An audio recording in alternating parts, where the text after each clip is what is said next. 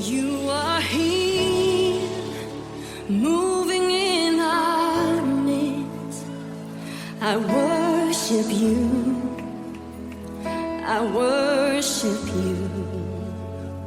You are here, working in this place. I worship you, I worship you. You are here, moving in our midst. I worship you, I worship you. You are here, working in this place. I worship you, I worship you. And they say, Waymaker, miracle worker, promise keeper, light in the darkness, my God, that is who you are. Waymaker, miracle worker, promise keeper, light in the darkness, my God, that is who you are.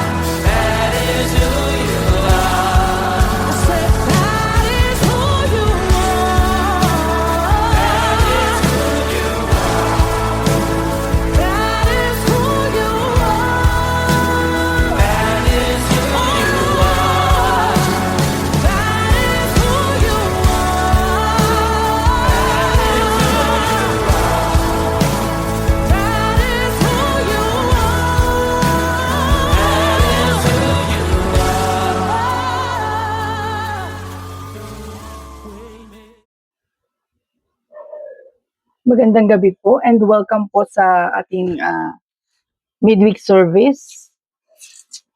At ako po ang magiging tagapagpahayag po ng salita ng Panginoon po ngayon.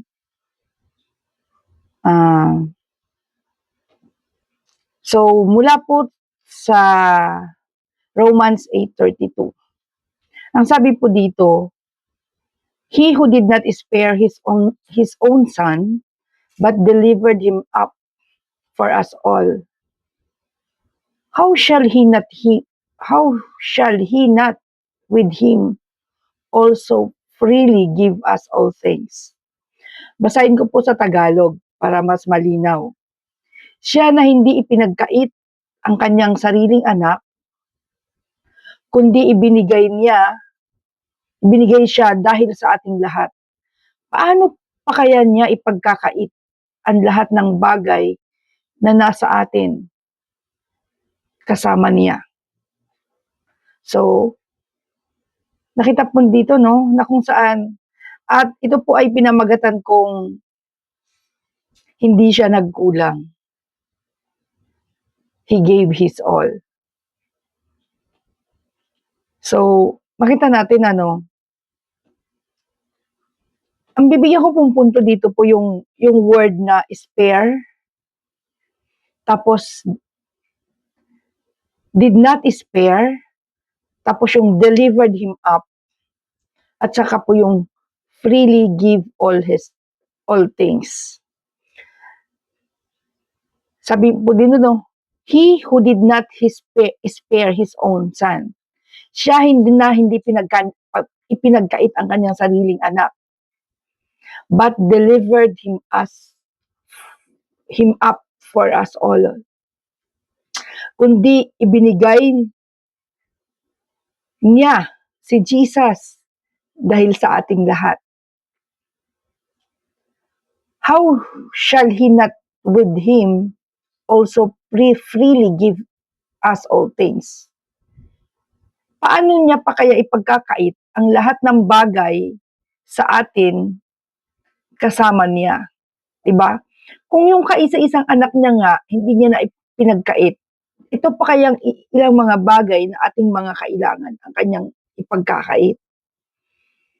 So, again, babalikan ko po siya sa original text niya, no? Ng pagkakasulat in Greek. Yung word po na did not spare, epeisato. Ibig sabihin, hindi niya tinipid. Hindi niya pinigilan yung kanyang sarili. Buong buo na binigay niya ang kanyang bugtong na anak na si Jesus. Naalala ko tuloy sa mga nagluluto ng ulam no. Pagka nag-a-advertise sila sa mga chat group, di ba, pag gusto nilang ibenta. Ayan, hindi itinipid, di ba? Hindi tinipid sa sahog. So, dito, hindi tinipid ni Lord yung kanyang regalo sa atin, ang kanyang ibinigay niya ang kanyang kaisa-isang anak. Kaya ang tanong, paano pa kaya yung ibang mga bagay na pangangailangan na lang natin? Pera, maaaring, kasi kadamihan dahil ng tao, pera, no? Magandang hanap buhay, o negosyo, o kaya karangalan, o kaya anumang material blessings na naiisip natin. Good health, di ba? Paano pa kaya yung mga bagay niya na hindi niya pinagkait? Samantalang yung kanyang kaisa-isang anak, iniregalo niya na sa atin. Yung word po na sabi niya na yung una, who he did not spare his own son. Yung pangalawa is delivered him up for us all. So, dito naman, ang ibig sabihin nito, no, is paredoken sa Greek. Ibinigay niya ng buo. Isinuko niya na ng buo. At, di ba, lahat. Hindi niya pinagkait. Buo pa niyang ibinigay yung kanyang sariling anak. Hindi lang partial obedience yung talagang buong buhay binigay niya. Hindi lang ipinanganak dito para makasama tayo for some time. Tapos umakyat agad sa langit nang hindi na patay. Hindi eh. Yung buhay niya, inialay niya pa. Buong buo. At yung pangatlo po is yung freely given. Di ba? Sabi niya, how he shall not with him also freely give us all things. Paano pa kayang hindi niya ipagkait ang lahat ng bagay sa atin? Kasama niya. Di ba? Freely give us all things. Yun yung ginamit na word. Yung word na karesate. Alam mo yung charisma, no? Karisate. Karesetay. Diba? Ibig sabihin ito, biyaya, grace. Libreng kaloob. Hindi natin pinagharapan yan. Binigay na kusa ni Lord o hindi natin hiningi sa Kanya. Una niya nang inalay. Nauna niya na tayong minahal bago natin siya mahalin. So yun. So makita natin dito na hindi niya pinigilan, hindi tinipid. Kumbaga sa sahog nga, hindi tinipid yung sahogin. Buong-buo niyang ibinigay. At libre pa niya na ipinamigay. Hindi niya ibinenta, hindi niya pinagbayaran, kundi kusang loob at libreng ibinigay niya. Mga kapatid, kung iniisip mo ngayon na parang iniwan ka ng Diyos, nagdududa ka sa pagmamahal niya, balikan mo yung cross. Tingnan mo yung cross.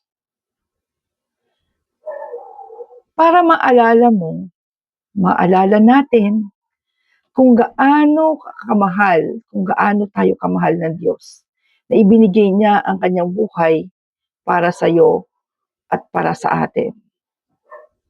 Hindi aksidente yung cross na yon, na para bang nagkamali si Lord at ibinigay niya ang Ama at ibinigay niya yung kanyang anak. Kundi talagang pinlano niya yon para iligtas ka, iligtas ako, iligtas tayong lahat sa tiyak na kapahamakan. Na dapat tayo yung magbayad dahil sa kasalanang nagawa natin. Sa kasalanan ng unang mga magulang natin na si Adan at Eve, and sa atin na rin pang-araw-araw na nagagawang kasalanan.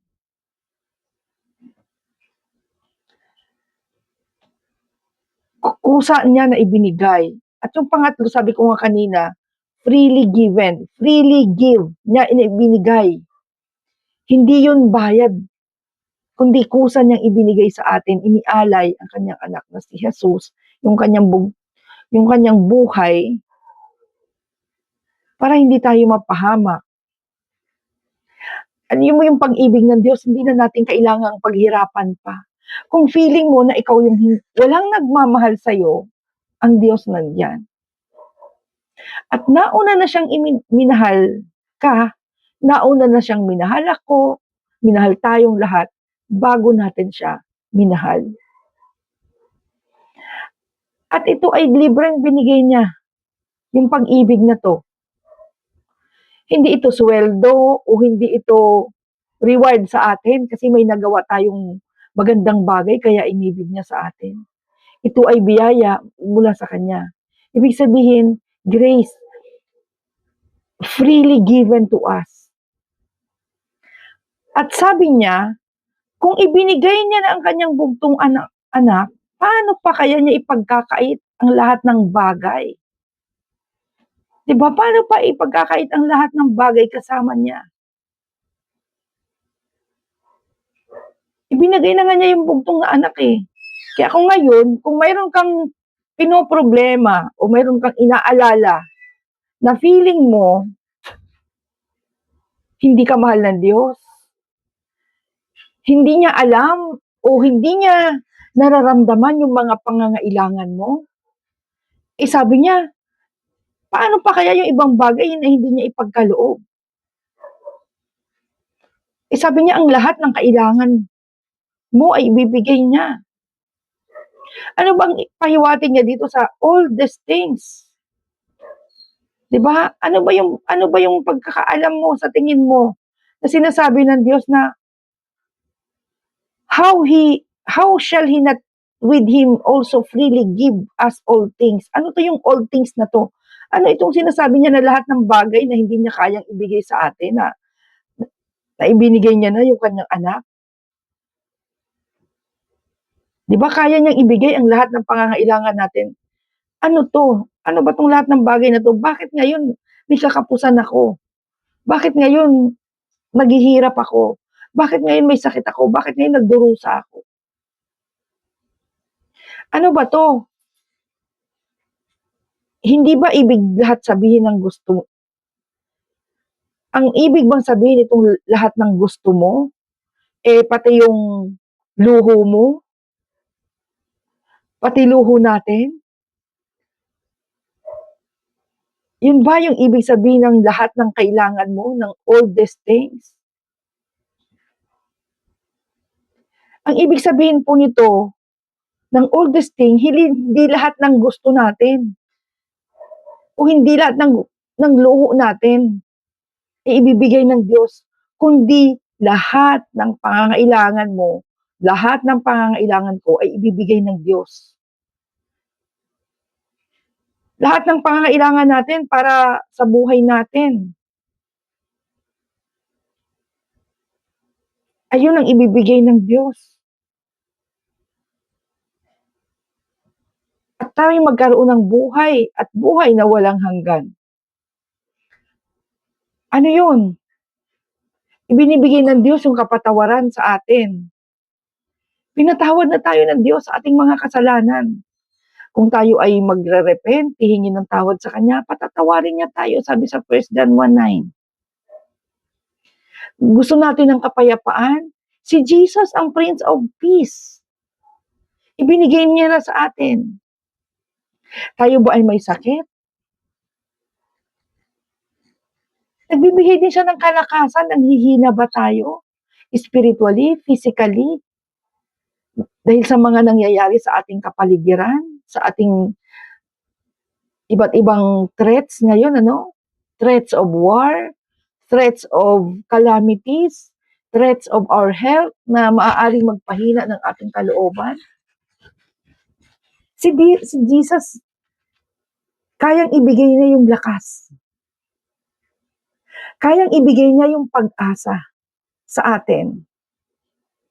Look unto Jesus. Look unto Jesus, the author and finisher of our faith and perfecter of our faith. Yung buhay na walang hanggan, kaya niyang ibigay sa atin.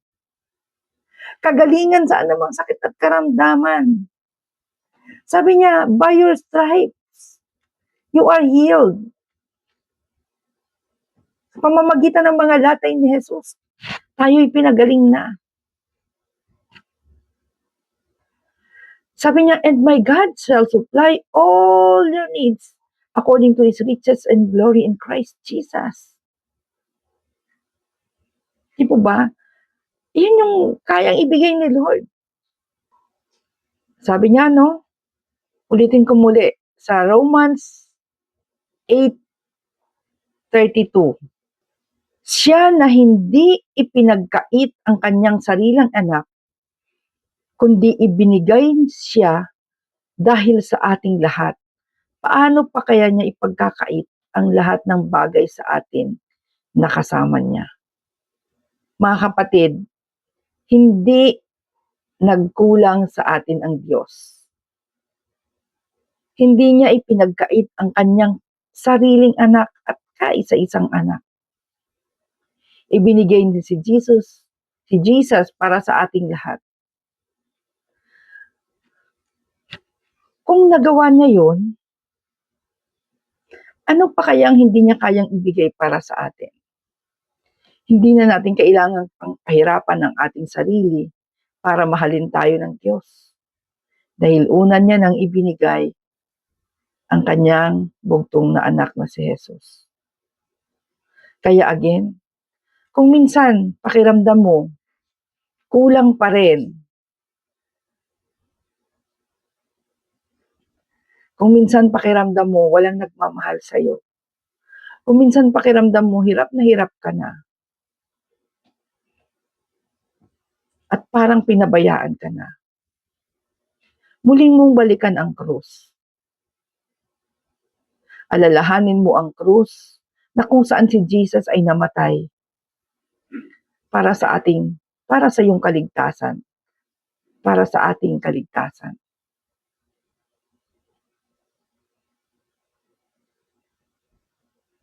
Ang krus ay isang proof o pruweba ng dakilang pagmamahal ng Diyos sa iyo, sa akin, sa ating lahat, na hindi Kanya pinabayaan, hindi niya tayo pinabayaan. Kaya muli, mula sa Romans 8:32, purihin ang Diyos dahil sa pag-ibig niya na hindi ipinagkait sa atin, ibinigay niya ang kanyang sariling anak.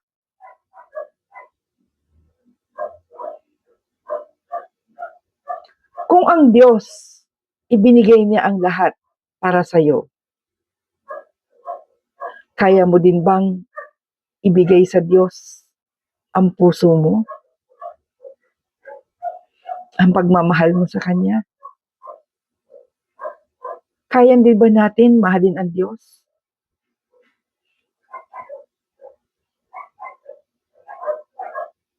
Let us pray. Panginoon na makapangyarihan sa lahat. Ama, salamat at hindi mo pinagkait ang iyong kaisa-isang anak na si Jesus. Natanggap namin yung pag-ibig niya at biyaya mula sa iyo, Panginoon. Libre at una mo kaming minahal. Lord, sa aming mga pagdududa, kawalan ng tiwala, patawad. Turuan mo kaming magtiwala sa iyo ng buo, ng walang pagdududa, Panginoon. Lord, kayo lang ang may magagawa sa aming buhay. Kung kami man patuloy, Panginoon, na nagdududa sa kaya mong gawin sa amin, O Lord, na kaya mong ipagkaloob ang lahat ng pangangailangan namin. Sabi mo nga, and my God shall supply all my needs according to His riches in glory in Christ Jesus. Ito'y sabi mo sa iyong banal na aklat. Nawa manampalataya kami dito. Sinabi mo na by your stripes we are healed. Sa pamamagitan na iyong ng latay ni Jesus kami pinagaling na. Lord, turuan mo kaming magtiwala at manampalataya sa masalita mo. Sa panahon, Panginoon, na feeling namin we are abandoned, walang nagmamahal sa amin. Sinabi mo, Panginoon, I will never leave you nor forsake you.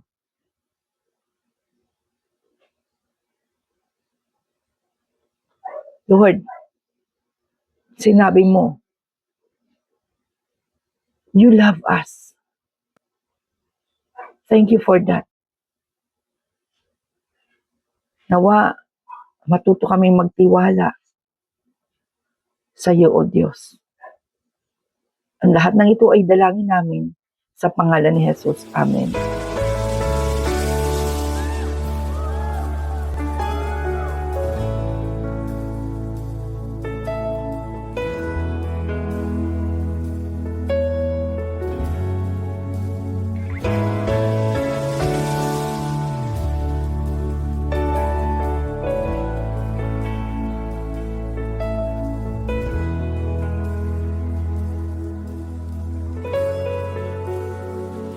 You are here, moving in our midst. I worship you. I worship you. You are here, working in this place.